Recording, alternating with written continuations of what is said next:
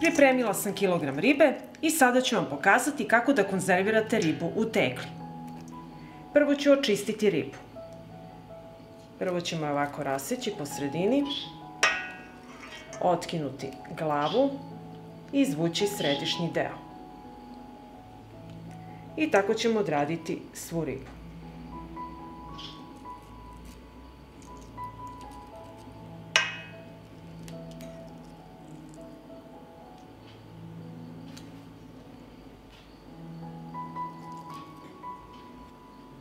Očistila sam ribu i sada ću je oprati.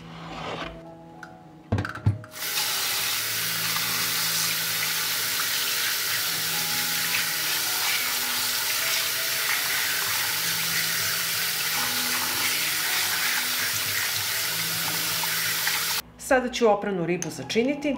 Dodat ću 2 kafene kašičice soli. Dodat ću 40 ml 9% sirćeta. I sada ćemo sve promešati.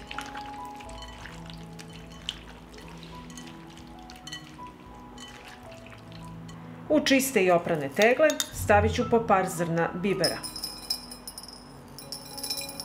Stavit ću po kašičicu crvene mlevene slatke paprike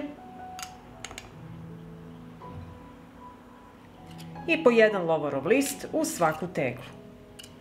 I sada ćemo poređati ribu u tegli.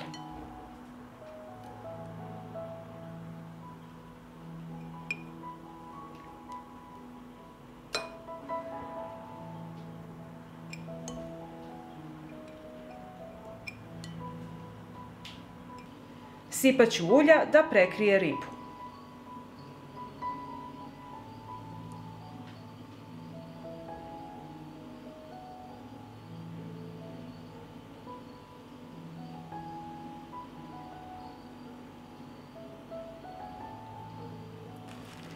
Prebrisat ću sirćetom vrhove tegli.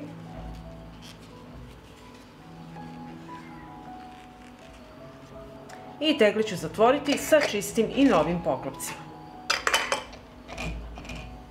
U šerpu na dno stavljam krpu i poređat ću unutra tegle.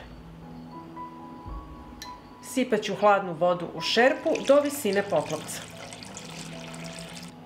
Šerpu stavljam na šporet i poklopit ću je. Uključujem šporet i od momenta kada voda proključa kuvat ću 3 sata. I nakon 3 sata kuvanja riba je gotova. I sada ćemo otklopiti i ostaviti ovako u vodi da se postepeno ohladi. Nakon toga nosite na tamno i hladno mesto do upotrebe. Pa ako vam se dopada ovaj moj recept, vi naravno lajkujte, prijavite se na moj kanal i ostavite komentar. Prijatno!